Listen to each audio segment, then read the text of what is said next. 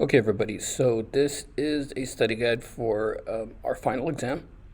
And first thing we're going to talk about is civil rights. So note what Title IX of the Civil Rights Act is. Also, be able to identify Title VII. Those are two important things within the Civil Rights Act.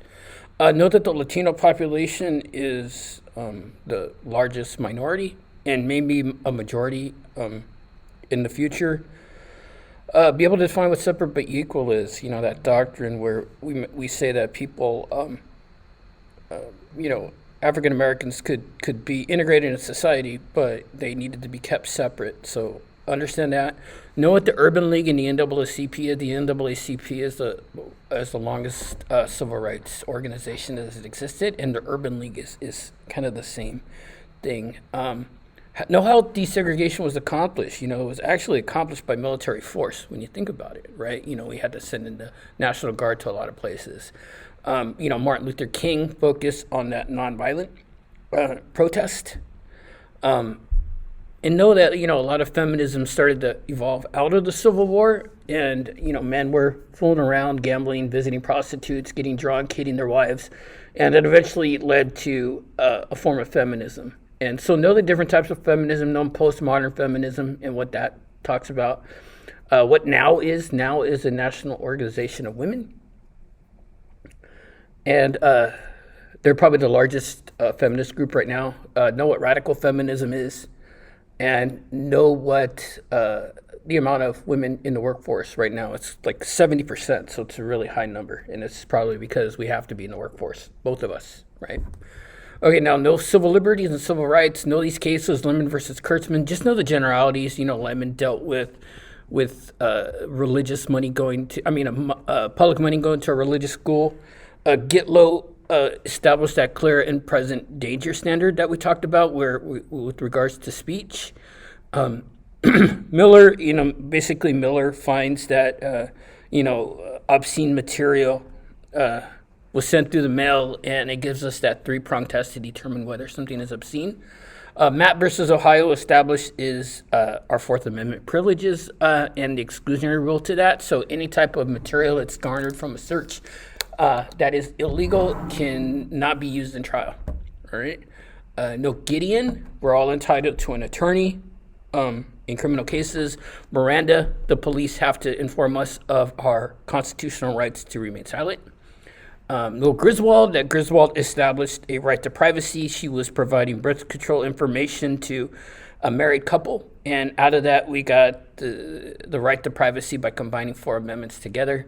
Know what Korematsu case is. Korematsu was jailed based off of what was called a military necessity by the Supreme Court. Japanese internment after the attack on Pearl Harbor. So make sure you understand that and why the reasons that was allowed. It was basically saying that since it was a military necessity, it was permissible. Okay, so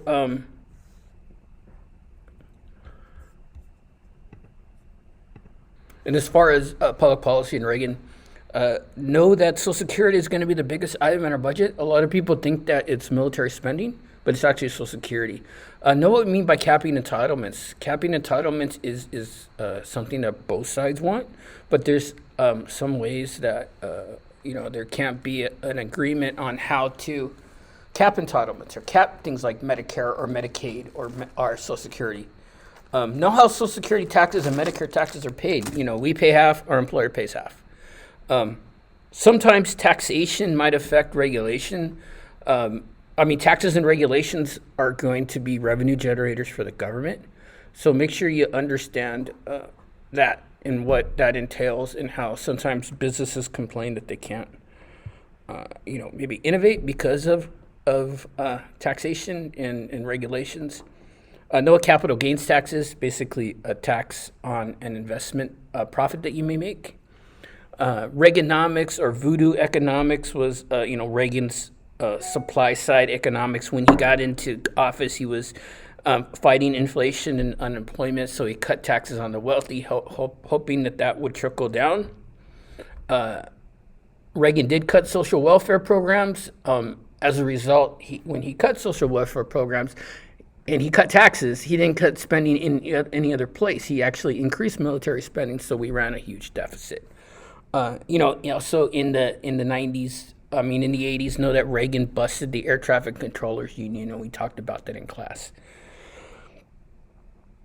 Okay, no Iran-Contra affair, who was involved, the Borland Amendment that was passed, the kind of the trying to the containment of communism in Nicaragua. Reagan claimed to not know about it. He eventually took the responsibility. Oliver North was a person who was jailed because of it, and eventually was kind of let off. Know what the California education budget is, and know about water. Water is a really contentious issue in California because it's hard to determine, should we have public ownership or should we have private ownership of water. All right, so let's talk about the legislative branch. Let me find it. It's probably back here.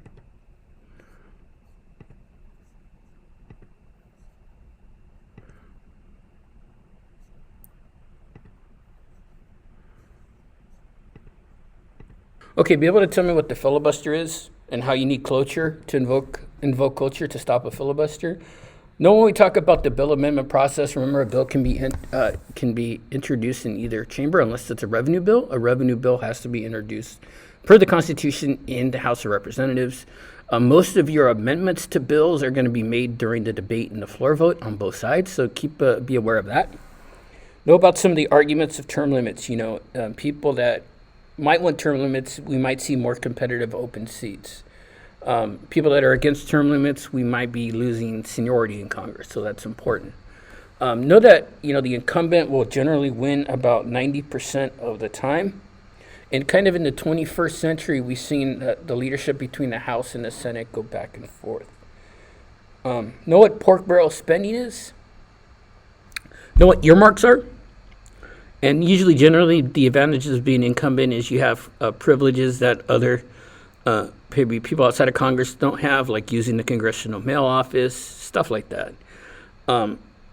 Know the Senate leadership positions. We have the majority leader, which is Chuck Schumer, the minority leader, which is Mitch McConnell.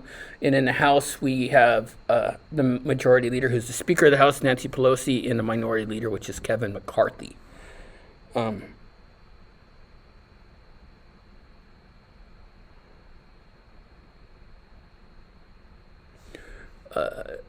As far as the process of impeachment, remember that the Congress will have impeachment hearings. Impeachment articles will be issued by the House, and then the Senate will try, kind of like a jury. And know what gerrymandering is? Gerrymandering is the intentional manipulation of boundaries to favor a political party or even a race or ethnicity. Be aware of the best years. We talked some about that. A lot of people moved out west to California. We had a growth in money. We had a growth in religion. Eisenhower even sponsored a prayer breakfast at the White House and opened this meeting with prayers. We had "In God We Trust" on our money and added to the Pledge of Allegiance. Know about the national defense and our issues with Cuba. We had the Cuban Missile Crisis, where a lot of the exiles were either imprisoned or killed. And there's a big concern to having communism spread to Cuba because of the domino theory. Cuba is only 90 miles away from Miami, so very close. And during the time where we had the Cuban Missile Crisis happen and things like the Bay of Pigs, we were probably on the brink of World War III. So make sure you understand these terms right here. Okay, let's go to the judicial branch.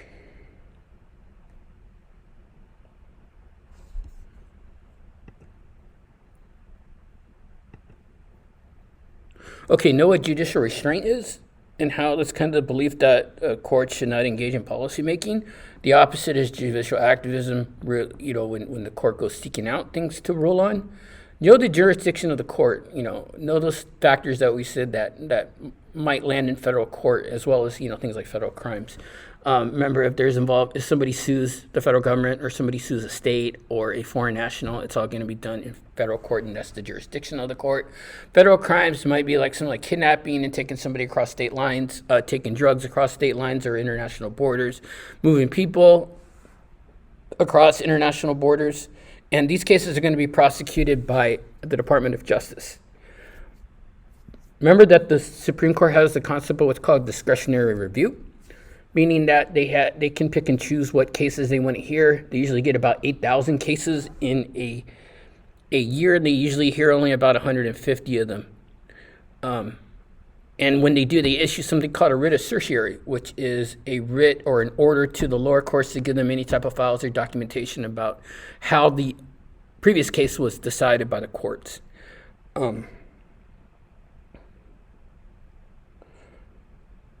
Know that the courts won't formulate a constitutional rule that's broader than needed. Know what precedent is in its meaning, and know what amicus curiae in its meaning. Also, know about Windsor and, DOMA, how Windsor repealed DOMA. Let's see. And these other ones don't worry about number 15 on the study guide. Now, let's look at the executive branch, okay? So, in the executive branch, let me think right here. The president's function is to propose policies, to influence people, to supervise the bureaucracy. And at times, presidents will get blamed for bad economic systems, even though they might not be responsible for it. Know the 5 psychological functions of the president at Greenstein. Just know the generals of it. And know probably the most important power that the president needs to have is the power to persuade people, to get people to buy in, to get people to volunteer. Know about the War Powers Act and how it restricts the president from, making war power decisions that are outside of Congress. They can only send troops up to an armed conflict for up to 60 days. Past 60 days, they need congressional approval. Know that president's vetoes are sustained about 96% of the time, so that's something interesting, right? Usually presidential vetoes do not get overridden. Presidents will have absolute immunity over cases that have nothing to do, that have something to do with their office. So if they're within their duties, they have absolute immunity from court cases or being sued if they're within their duties. Know that, what some of the presidential former powers are, granting pardons, initiating policy, supervising the bureaucracy. Those are all duties that the president has. We've had impeachment happen here in the United States 3 times. None of the 3 presidents were removed, right? So we had Johnson impeached, then Clinton, then Trump twice. They were all let off, kind of in a sense. So no president has been removed. The only president to resign was Nixon, and it's because he committed a crime, right? Know a little bit about Reaganomics, like I said previously. Kind of decreasing taxes on the wealthy to create that trickle-down effect. Know that when Clinton was impeached, his approval rating actually went up, which is kind of strange. And know that Cheney was probably the most powerful president.